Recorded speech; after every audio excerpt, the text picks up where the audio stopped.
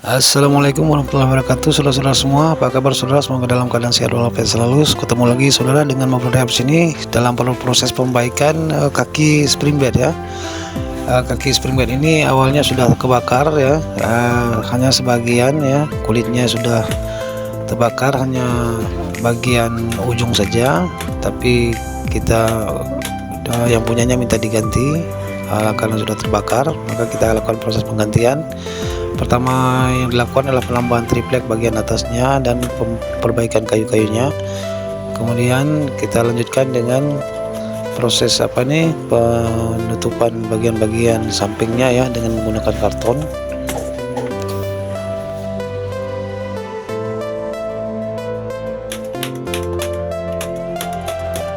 Ini adalah proses pengukuran untuk kainnya saudara, berapa lebar dan panjangnya kita potong kainnya, maka kita lakukan pengukuran.